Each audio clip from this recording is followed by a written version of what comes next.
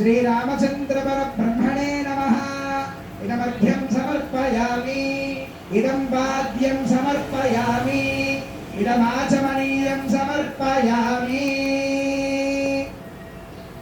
ద్వితీయాశ్రమ సిద్ధి. ద్వితీయాశ్రమం అంటే బ్రహ్మచర్యం నుండి గృహస్థు అవుతున్నాడు రామచంద్రమూర్తి.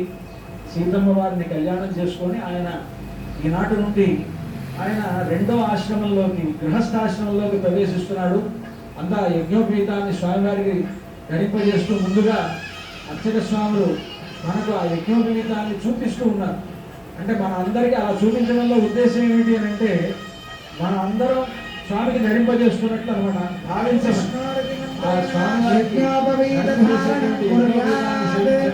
ఓం తద్విష్ణాః పరమం పదం సదా పశ్యంతి సూరయః తద్విప్రాసో పన్యవో జాగ్రవాన్ సస్వమిం భరే విష్ణోర్యత్పరమం పరం. అలంకారార్థం సువర్ణ యజ్ఞోపవీత ధారణం కుర్యాత్.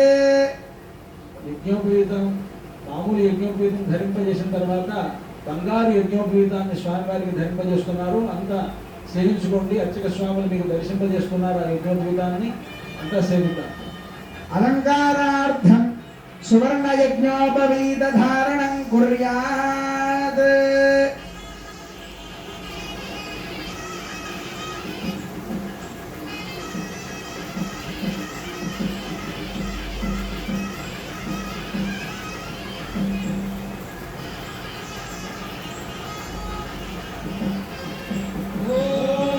యజ్ఞోపవీతం పరమం పవిత్రం ప్రజాపతేర్యత్ సహజం పురస్తాద్. ఆయుష్యమగ్రియం ప్రతిమం చ శుభ్రం యజ్ఞోపవీతం పరమస్తు తేజః.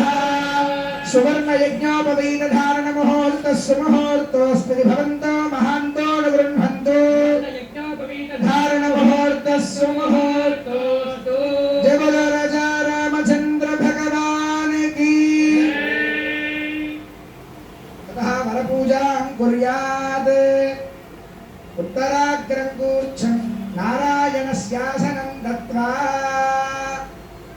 యజ్ఞోపవీత ధారణ జరిగిన తర్వాత స్వామివారు రామచంద్రమూర్తికి వరపూజ జరుగుతుంది.